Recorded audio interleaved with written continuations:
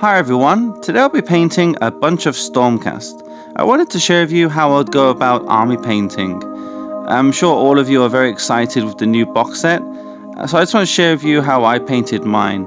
So what I've done, I've built all my Stormcasts, I've primed them black. I didn't glue these guys onto the base because they don't need it yet, because I'll be making some bases. However, these ones didn't come in the starter box set, so I just used some super glue and later I'll just break them off. It won't take too long. And these guys, they have little nubs, so I can just build them later. I don't need to fit them in. I'll be using these paints a lot. These are really great. They're Greenstuff World metals, what's that? And they're pigment paints. So I found this pigment fixer from AK Interactive is quite good. It really helps solidify them and mix them together, and then it just when they dry, there's no powder. For example, I used airbrush thinner, like normal airbrush thinner, and it mixes well, it goes on well. However, it had like a powdery residue whenever I touched the model. So stick to pigment fixer or I'm doing something wrong. I'm still learning how to use them, but I feel it's a great process and the metallics are just amazing. So I went back to my old models and I painted them with this paint. I'm a bit addicted to, I just keep using it. So if I see like a model in my cabinet, I'll be like, oh, that's got gold in it. I'll go back to it and I'll just play around with it. And I'm just super satisfied with it. So this is the bronze. I do feel I should have used copper because this bronze does seem a bit closer to the gold I'll be using. Because this is the first step. This is like the base color, should we say. That's how they look. And then afterwards I'll use an ink and I'll spray that from below.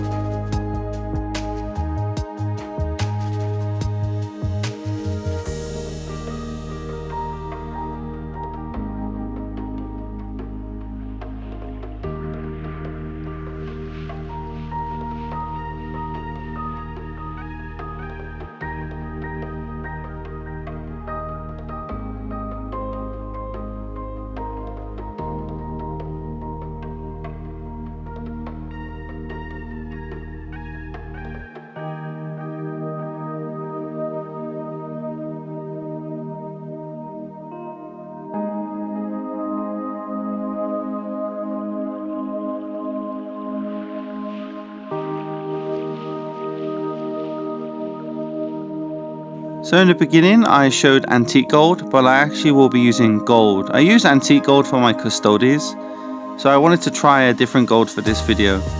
So this is a zenithal technique, and I'm just spraying it from above and really above, like really trying to hit the areas where the light would be catching. And I do feel immediately satisfied. I'm just loving it. I still haven't added any of the shades or any other techniques. So at this level, like at this stage, I'm already super pumped of how it looks. So I'm just doing the same thing for this flying fella. What are they called? Prosecutors. I'm loving the shield as well. The shield has a nice effect due to the ink, the bronze, and now the gold. You can spray from below a little bit if you want to, like you can mist it. Like you hold the brush from afar and then you just slowly press it so it'll tone down some of the shadows. And this is how it looks. I think it's really fantastic. I won't be painting this fella in the video. I'll just be showing you how I painted his gold areas, and I just wanted to give you some reference how it would look. So that's how it looks. Pretty, I just love it. I'm so addicted. I keep saying the same thing over and over again. This is Bastion. So I glued on his one leg to the base. Then I blue tacked this leg to his cape, not his cape, his tabard, his skirt, whatever you call it. And I did the same thing again. I sprayed from above and I just did a zenithal of that gold. The reason why I blue tacked his leg is because I'll be painting inside of the tabard a different color, and it just makes it much easier. I found the Annihilators and the Liberators are perfect for practicing on. So if you're kind of new to this paint and you're not too sure what to do, or you're a bit nervous, then I recommend you practice on these models, especially the Annihilators, because they're so huge and they have some interesting shapes. They work very well with a Zenithal. That's how it looks. And for the last metallic piece, I've chose a black metal. So this will go over the chainmail, over the trim as well. And the reason why I chose black metal is because I wanted to have a kind of contrasting color, just to help separate the parts of the armor and tone it down a bit.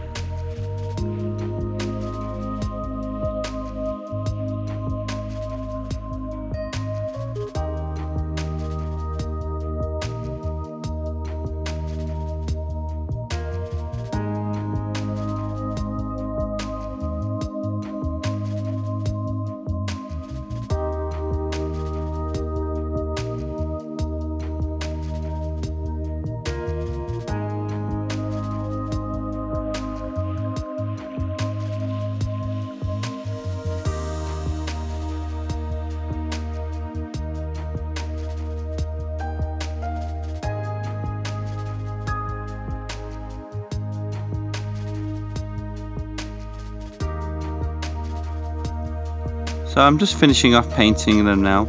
I painted all the models, so even though I'm showing you different models, I'm actually painting all those models I showed you in the beginning. So now I'll be using Sky Grey from End Paints to paint all the white areas. That includes the cloaks and the wings. So this is a really great paint that I've recently started to use. It's really great when I want to paint something white. And sometimes when you paint white directly, it doesn't cover very well. But I found this paint has a very nice coverage, and it dries pretty well. It's smooth, easy to use. And then whatever I use to paint over it later on, like a yellow or a white for like these wings, for example, later on there'll be some bright colors on them. So this paint is perfect, and it really saves time as well. Also, it's quite easy to control. Like the wings have these metal frames.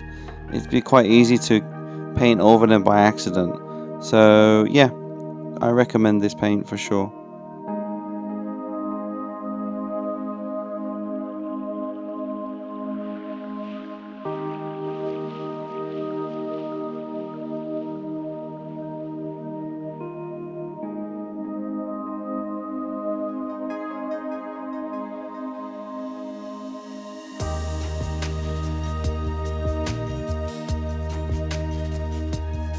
With models that have an inside cloak that needs to be painted, I usually don't glue them on the base, mainly for this reason. And I also don't spend too long on it. Like, I'll just paint the inside of the cloak and the inside of the cloak with this grey, and then I'll just glue it onto the base afterwards, because you won't really see it, but I still want to have that kind of, you can see a glimpse of it, but you won't be able to see any detail anyway. I'll be using burgundy for my army, and I love using this paint, Sigvald Burgundy. It's a really good contrast paint. It does look a bit metallic at the moment, but if you put 2 coats or 3 coats on, it usually dries fine and it's not too metallic. And it's just a great base color for using, for painting like reds or purples as well. Some purples are a bit more pinkish. It's a nice base color.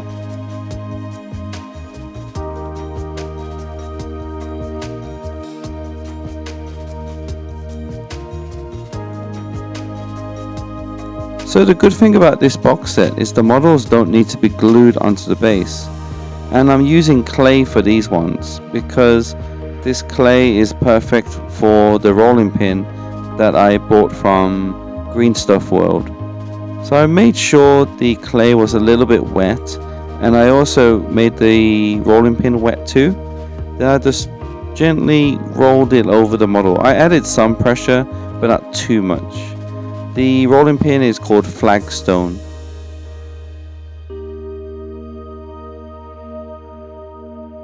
I used a sharp modeling knife just to go around the edges, and it comes off pretty easily, but just make sure your knife is sharp. Once it gets blunt, it just makes a mess. I kind of wanted the sides, the rims here, to be a bit rough because it's like rock or the earth underneath the the flagstone, and the clay is still a bit wet, so I still managed to push in the scenery that comes with the model. I didn't use any glue. This is the base for the giant Griff Stalker, I think it's called, and I'm just using clay and some like resin scenery from a third party. You can 3D print your own and do the same thing. One mistake here I felt is I should have used cork instead of clay, because once the clay dries it gets very heavy. Unless you like really heavy models, you like the old metal dreadnoughts from the 90s in Warhammer. It's like that heavy. But if you like that, that's cool. But anyway, next time I'll use cork.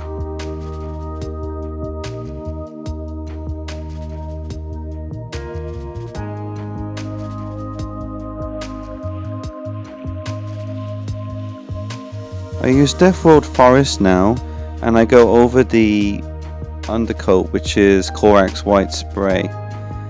It's quite wet and thin because it's an air paint. You don't have to use an air paint, I just had that lying around. But it doesn't really matter, as long as the paint's on there and you can kind of see the green hue to it, it's fine. Then I kind of wet blended Dawnstone. To be honest, any grey is fine. I just went over it, and what I'm doing, I'm not painting in the recesses, I'm just moving the brush over the raised flagstone areas. Then I use a brown, I think this was Rhinox hide, but any kind of brown is fine.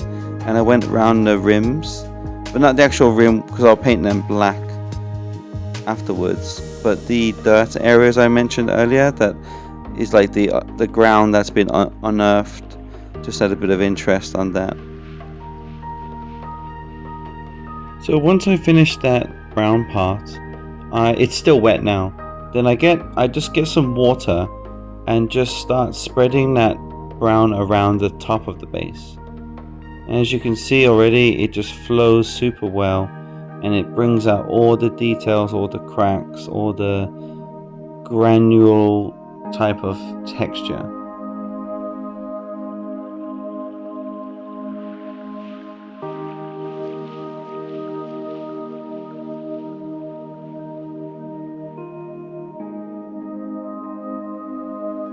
With Bastion's base, I did the same thing, but this time I tried to do more wet blending with the brown. So not just using it as like a shade, but also mixing it with the Deathworld Forest, and just to create different patterns and hues to the base. Then I used Deepkin Flesh to dry brush all over the tops of the bases, and really try to pick out all the individual stones and the rectangles you can see here. But the base the cracks in the base, they're kind of orangey now. They're a bit orange and brown, and it just turned out really well. Looks like dust and dirt, and I feel it's pretty realistic. And then I paint the rims black just to tidy it all up, and there they are. That's the bases. So while the rims are drying, I go back to the models now and use Screamer Pink just to paint the capes, tabards, and anywhere else the fabric needs to be burgundy.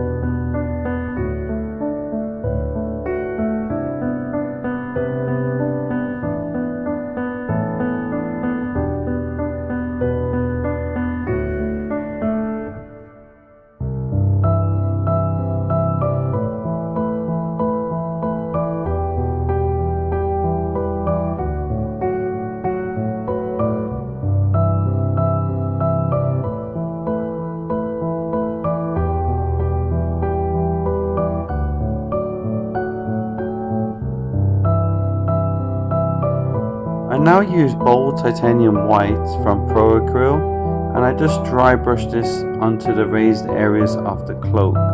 This cloak is for the Knight Quester. I wanted to give him a white cloak because he's like a character, just to make him a bit different. So this is a simple way when army painting to paint your heroes at the same time, and you can just get them to look a bit unique. However, you can always go back in the future when you have time and add some more effects to the cape, like some freehand. But if you want to get the army ready, this is a nice way to, block in the main colors of the models, and then you can play it on the table. Then for the Knight's Quester, I edge highlight the raised areas, and because the Pro Acryl is very thin, once the brush runs out of paint, there's still a bit of paint left on it, and it's quite thin already. Then I use that paint to kind of glaze in the recesses, so it tones down the shadows, and it kind of adds like a mid-tone to it. So that's something you might want to try. It's hard to explain. It's like you've just got to feel it. You got to feel the paint and trust your hands to go in the right way. Here I'm using Pro Acryl, and I'm just edge highlighting the areas, because sometimes the dry brushing technique might leave a little bit of a chalky type of texture. So then I go over it with the Pro Acryl and edge highlight the areas, but also, as I just mentioned, I kind of glaze it once the paint runs out. Like here I'm kind of painting it now, I'm glazing over that area, and then you see these recesses, the recess areas of the cape, I'm just glazing in that Pro Acryl ink. Here we go, up here I'm glazing in the recesses.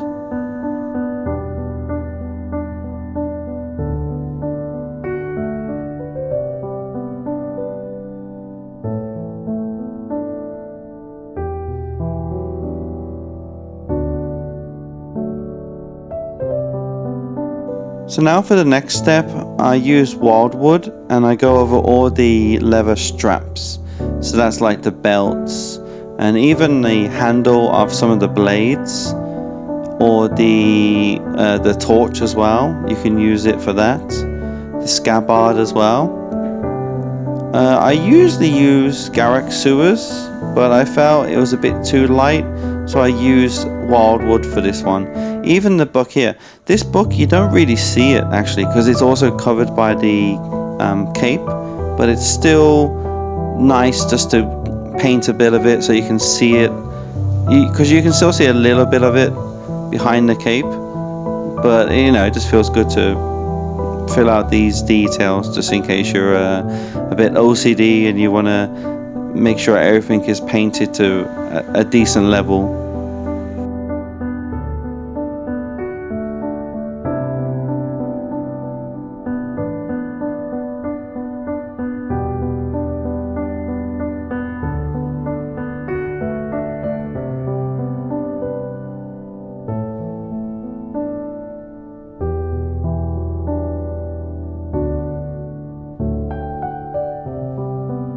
So for the last part of the white capes, I mix Apothecary Grey with Contrast Medium, and I just go over all the white parts I've painted earlier. For this part I would paint the recesses only, but once the paint thins a bit, I would actually go over the raised areas too, just to tie it all together. But the thickest, the paint, when the paint's thickest would be in the recesses mainly. I just feel using this contrast paint with some medium really helps smoothen the areas that have been dry brushed.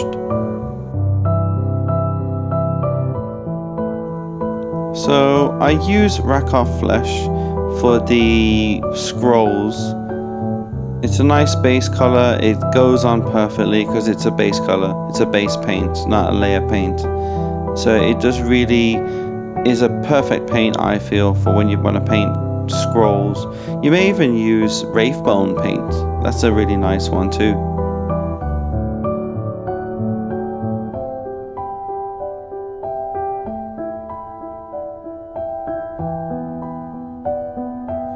So I edge highlight all the leather parts XV88. Again, this book, you don't really see too much of it, but this corner you might see a little bit, so I spend a bit of time just adding some scratches on it or edge highlighting some parts of it.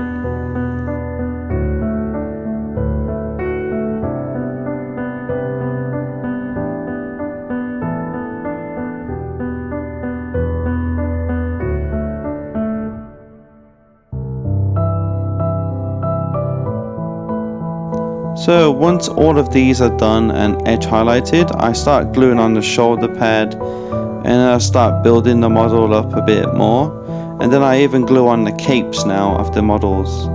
So this is how it looks. So I went back to the shoulder pads and other parts of the model that I felt needed a bit of spicing up. So I used some Hashut copper, and by doing this I'm adding a bit more interest to the model and causing more like parts to be separated, so it doesn't look like one big chunk of gold.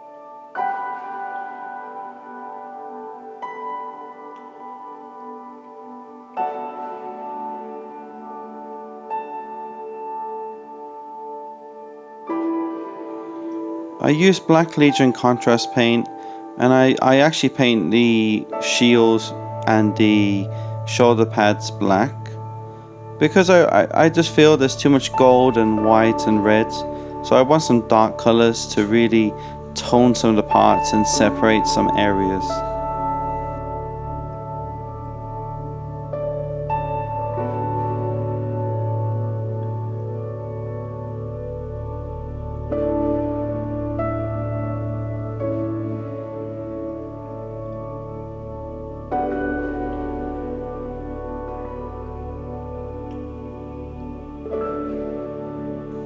So I move on to Corvus Black now. It's like an off black, like a ashy kind of black. And what I do now, I start to paint all the weapons this color, because I want all my weapons to be glowing like molten metal. So I start off dark and then I move on up. While they're drying, I go back to the parchments or the scrolls, and then I just go over the raised areas with iron rack skin.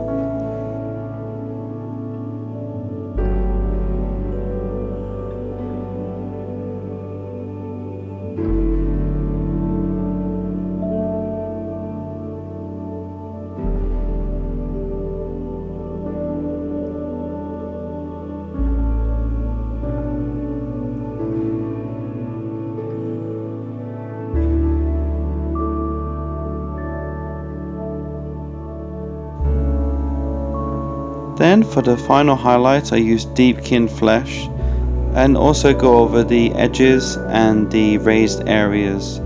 I also, as I did before, when the paint starts to thin or dry a bit on the brush, I use that opportunity to kind of glaze into the shadows or the recesses. Just have a nice mid-tone so the shadows and the highlights aren't too strong. So now I use AK panel liner, and since I've been using this gold from Greenstuff World, I've been also interested in using inks to fill in the gaps, because when I use like Rayclin Flesh Shade or Agrax, it would dull down the gold.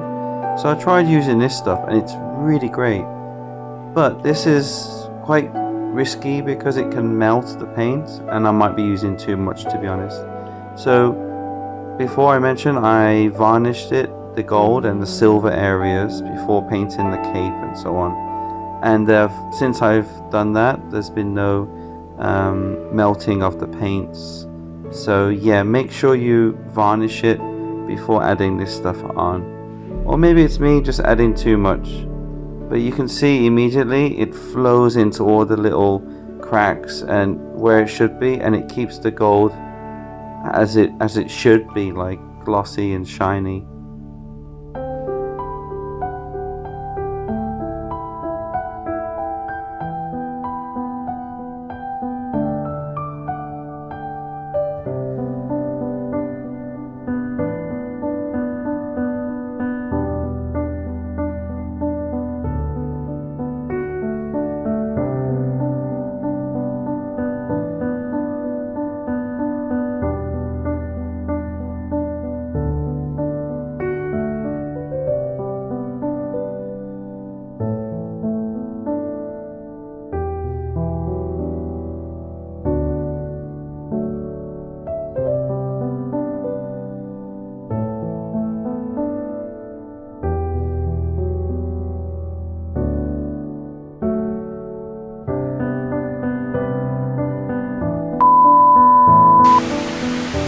So I lost some footage.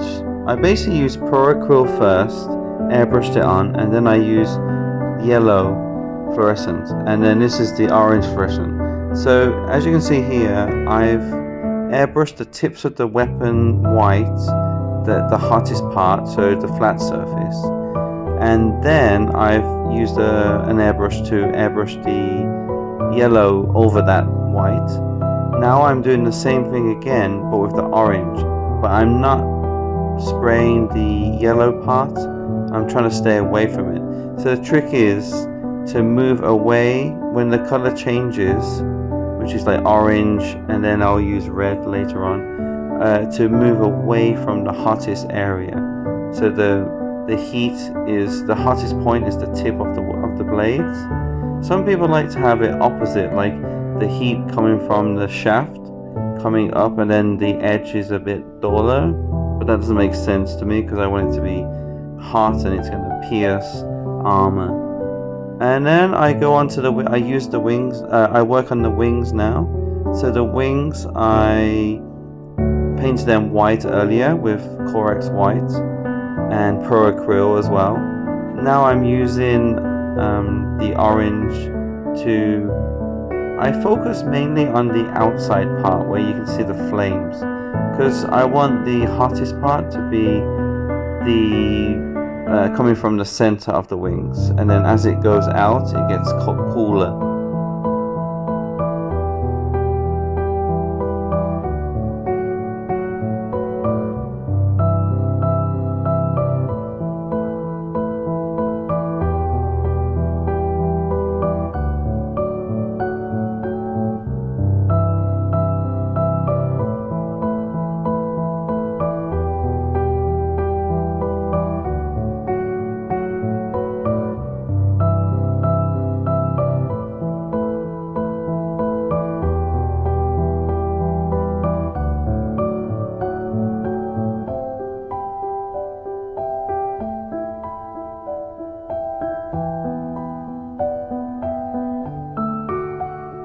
I really had fun with this blade in particular. So you can see in the center it's hottest, and then I use orange and on the left and the right hand side of the blade. I'm really trying to stay away from the center. And then for the flames as well, you just basically move upwards. So the bottom is going to be the most white and yellow, then as you get higher it's orange, red, and then it gets darker and darker and darker. And I'll be sharing with you how I do that in a second. So now I go on to the red. So as I said, it's getting cooler.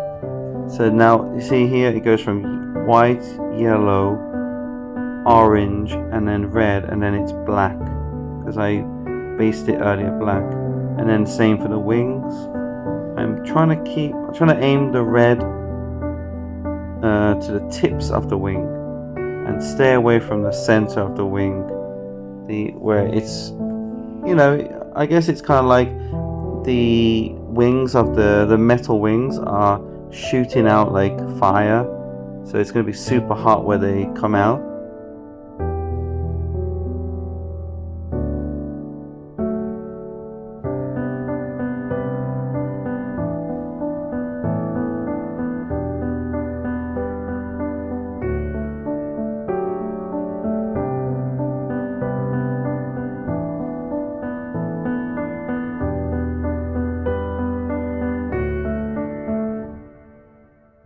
So I aim the red just over the black and the orange, so it's like a mid-tone. And then I also kind of, from an angle, I spray the front, the flat part of the hammer, just to add a bit of red in there as well, just to make it a bit more interesting.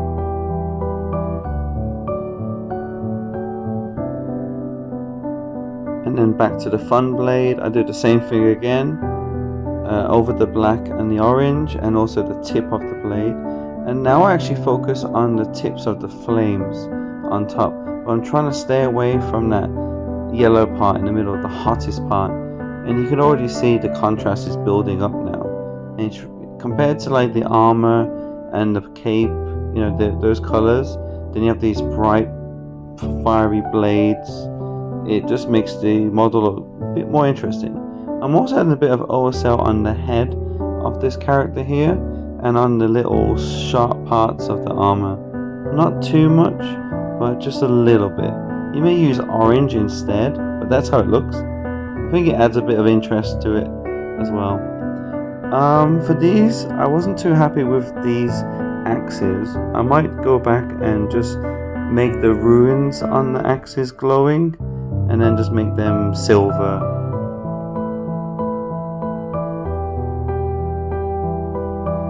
So for the colder parts of the flames, I use Flesh Tearer's Red. It's a fantastic paint to use with a brush or with an airbrush.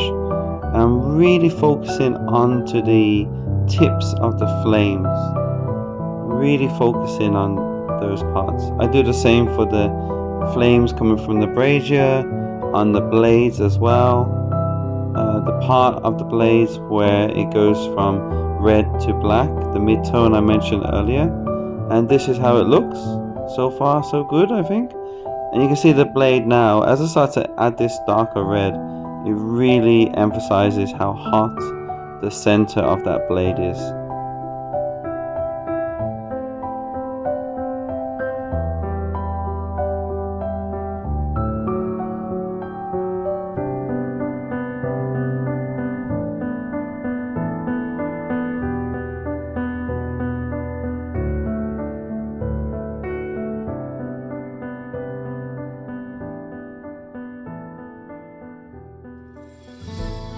So when I do army painting, I always try and find a way to add some OSL or glowing in somehow, just to tie the models together and just to kind of create an illusion of like some kind of well painted army that I've spent hours on.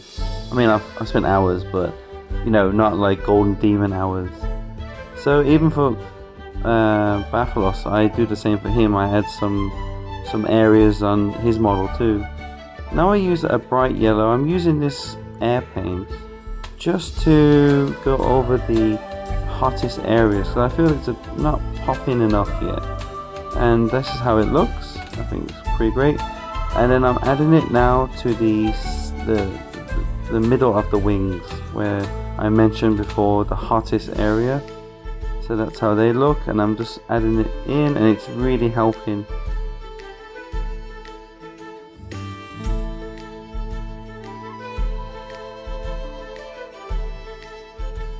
I used to use white for the hottest areas, but now I like to use Dawn Yellow. You can even use another one called Ice Yellow from another brand. It's basically the same thing. And look at that, it just really makes it, it's like the final touch, in my opinion, to make things look super hot. And then I would use this for the tips of the blades, the hammer from before, and even the blade of the wizard that I've been working on. It's just a perfect final part to the hot fiery effect.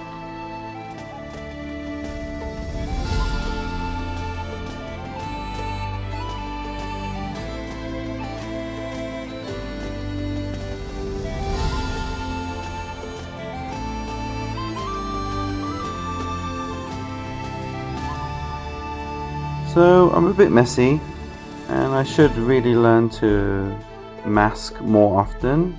But if you do make a mistake, like I do, you can use this masking putty from Greenstuff World. And for example, this white cloth here, I've added a bit too much OSL. It doesn't look like OSL. So what I'm going to do, I'm going to cover all the gold areas, or the areas I don't want any white, like the head, the helmet, sorry, and the shoulder pads.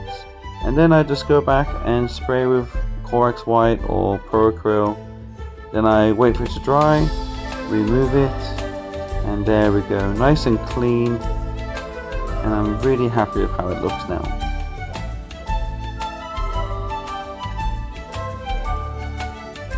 Again, I'm messy, so I go back with some gold. I use this gold because it's very bright. I really love scale 75 gold. And I just go over areas now, like kind of edge highlighting, dry brushing, some painting.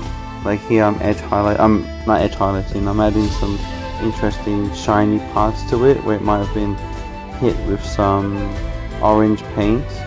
Here I paint over it because it's a bit too strong, the OSL. And I just tidy up the model now, just to tidy up all the areas that I don't want to be covered with yellow or orange paint. So I'm dry brushing on the head because I still want some of the head to have some orange on it, just to show some glow.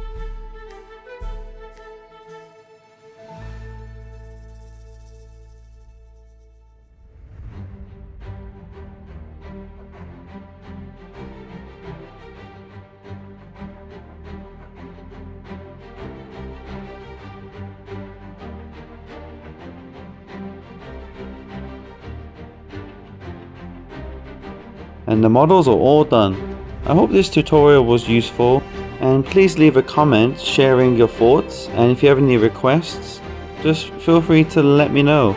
If you have any questions, then just jot them down below.